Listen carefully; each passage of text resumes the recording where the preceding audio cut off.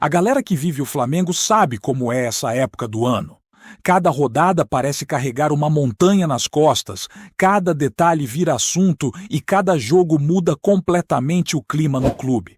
A última rodada do Campeonato Brasileiro terminou e deixou tudo ainda mais apertado. Chegamos naquela reta em que ninguém pode dar vacilo. Porque faltam apenas 4 partidas para encerrar a competição e descobrir quem vai ser o grande campeão. O Flamengo, mesmo tropeçando no Clássico, continua no topo da tabela com 71 pontos. Logo atrás aparece o Palmeiras com 69, respirando no cangote. O Cruzeiro poderia ter encostado de vez, mas parou no empate com o Juventude em 3-3 e ficou com 65. O Mirassol soma 60, o Botafogo está com 55, o Fluminense com 54, o Bahia com 53, depois vem Red Bull Bragantino, São Paulo e Corinthians empatados com 45. E o Atlético Mineiro aparece com 44, o Grêmio com 43, o Vasco com 42, o Ceará também com 42, o Internacional com 40. Fechando o grupo dos que ainda respiram fora da zona da confusão, o Santos tem 37. Atrás dele começa o drama. O Vitória com 36, o Fortaleza com 34, o Juventude com 33 e o Sport, já rebaixado, com apenas 17. E claro que a partida contra o Fluminense deixou um clima azedo. O Flamengo soltou uma nota pesada, daquelas que deixam claro que a paciência com a arbitragem acabou. A reclamação girou em torno de um lance envolvendo Bruno Henrique e Thiago Silva, que, segundo o clube, deveria ter sido analisado como possível pênalti. O incômodo maior foi o fato de o árbitro de vídeo não ter chamado o juiz de campo, que inclusive vinha conduzindo o jogo de forma tranquila. A diretoria destacou que não se tratava de choro ou desculpa, mas de algo que vem se repetindo e que precisa ser corrigido. A nota ainda citou que erros assim acabam afetando a imagem do futebol brasileiro e que os áudios divulgados mostram que o juiz principal estava seguro, mas foi prejudicado pela cabine. É aquela velha história que o torcedor já conhece. Quando o jogo é grande e acontece um lance polêmico, qualquer detalhe vira tempestade.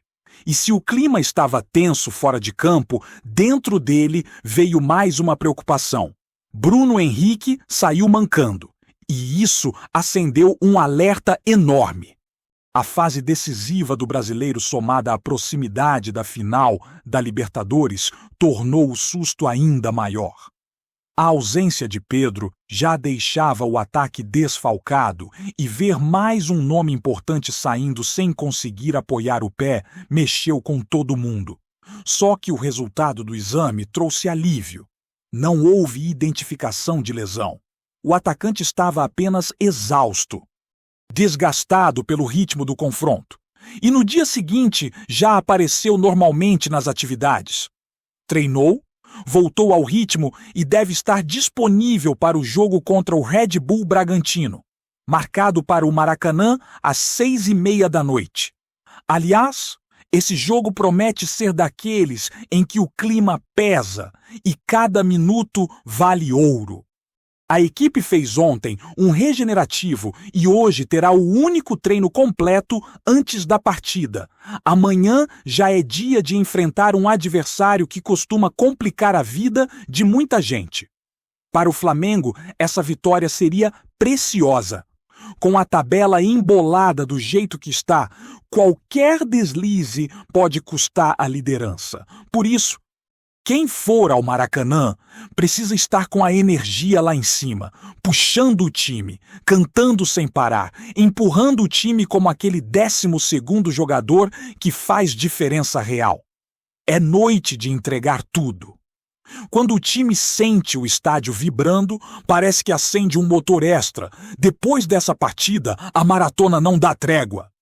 O Flamengo encara o Atlético na terça, num confronto que pode ser ainda mais duro dependendo do que acontecer na Sul-Americana.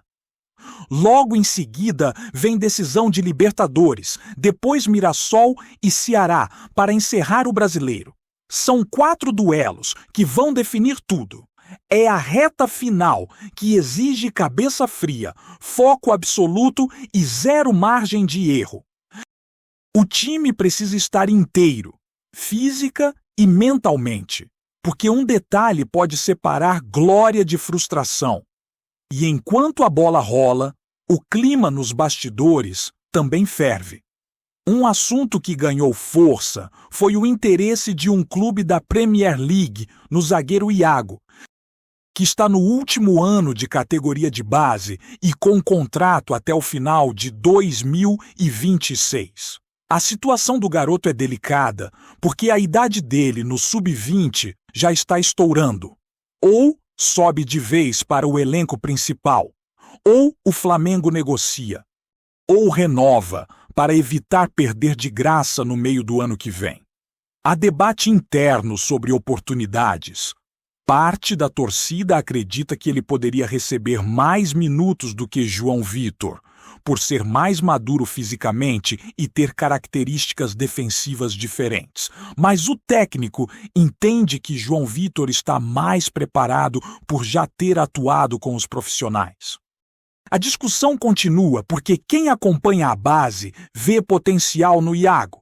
E perder um defensor promissor para o futebol inglês nunca é simples. E já que o assunto é zaga, um caso que estava se arrastando finalmente teve desfecho. Pablo acertou sua saída e vai defender o São Bernardo na próxima temporada. Depois de um longo período treinando separado, sem espaço e sem perspectiva de voltar a atuar pelo Flamengo, ele agora parte para um novo ciclo. O clube paulista vai disputar o Campeonato Paulista, a Copa do Brasil e a Série B do Brasileiro no ano que vem. E o defensor chega para tentar recuperar ritmo e sequência de jogos. Essa movimentação, inclusive, alivia o elenco e encerra uma novela que já estava desgastada.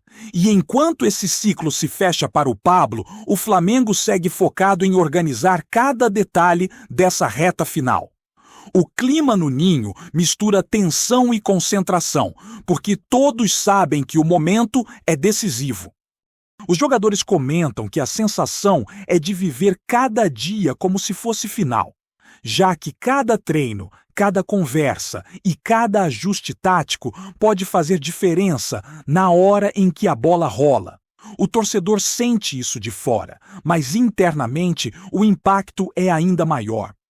O time convive com a pressão de manter a liderança ao mesmo tempo em que precisa pensar na final continental que se aproxima. Não é simples equilibrar cabeça e corpo quando se está disputando tudo ao mesmo tempo, mas é exatamente nesses momentos que o elenco mais experiente precisa puxar a responsabilidade. O trabalho do técnico Felipe Luiz ganhou ainda mais holofotes, porque cada escolha que ele faz vira discussão. A comissão tem cuidado do desgaste físico do elenco com lupa, controlando intensidade de treino, avaliando cada jogador após os jogos e monitorando até o sono dos atletas. A ordem é clara: ninguém pode estourar agora. E esse cuidado redobrado ficou ainda mais evidente depois do susto com o Bruno Henrique. A comissão aposta que rodar minimamente o time e ajustar pequenas funções pode manter a equipe no auge mesmo com a pressão do calendário. O mais curioso é que nos bastidores todos elogiam a postura do grupo, que se mantém unido, concentrado e consciente da responsabilidade. Mesmo após erros de arbitragem que irritaram o clube, o foco foi mantido internamente, algo visto como fundamental para o desfecho dos próximos compromissos. Dentro de campo, o discurso tem sido de intensidade. O Flamengo sabe que os adversários estudam cada detalhe do comportamento do time e que na reta final, qualquer padrão repetido vira arma para o rival. Por isso, há uma preocupação em alternar movimentações, mudar a forma de pressão e até variar a forma como o time constrói as jogadas desde a defesa. Os treinos mais fechados têm sido justamente para ajustar esse tipo de nuance que o torcedor às vezes nem percebe, mas que se reflete diretamente no controle dos jogos. Além disso, há a expectativa crescente em relação aos jogadores mais jovens, não apenas o Iago. A base do Flamengo vive uma geração forte e alguns nomes começam a ganhar espaço nas conversas internas. O clube sabe que precisa trabalhar o momento exato de colocar cada jovem em campo, para não queimar etapas e não prejudicar o desenvolvimento dos garotos. Ao mesmo tempo, a vitrine do clube desperta interesse internacional constantemente, e isso exige uma gestão muito cuidadosa dos contratos. A situação do Iago é apenas um exemplo de vários jogadores que podem render bom retorno técnico e financeiro, mas precisam de um plano claro de evolução. A diretoria discute internamente como evitar perder talentos por valores baixos, principalmente quando se trata de zagueiros, posição que tem ficado cada vez mais valorizada no mercado europeu. Enquanto isso, a torcida segue vivendo cada segundo com o coração acelerado. Nas redes sociais, nos bares, no entorno do Maracanã, dificilmente se fala de outra coisa além desses jogos finais. Há quem esteja fazendo contas desde a rodada passada, imaginando cenários, possíveis combinações e até resultados paralelos que podem ajudar o Flamengo a manter a ponta. Mas a maioria concorda que o time precisa olhar menos para o resto e mais para si mesmo. Quando o Flamengo impõe seu ritmo, é difícil acompanhar. A dúvida sempre é saber se o elenco vai conseguir repetir esse comportamento nas últimas rodadas, especialmente contra equipes que estão desesperadas na luta contra o rebaixamento e costumam endurecer ainda mais os confrontos.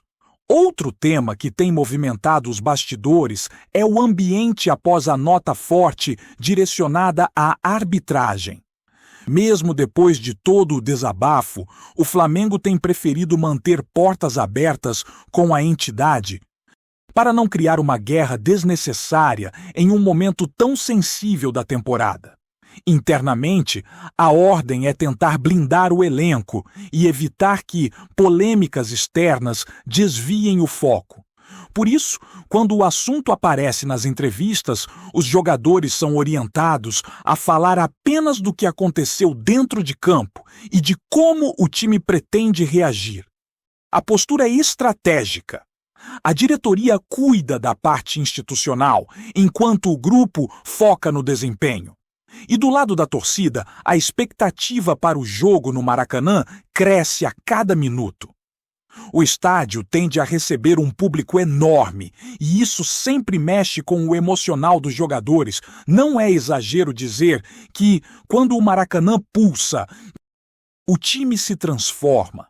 Já vimos isso em inúmeras noites decisivas, e a galera parece preparada para repetir esse clima.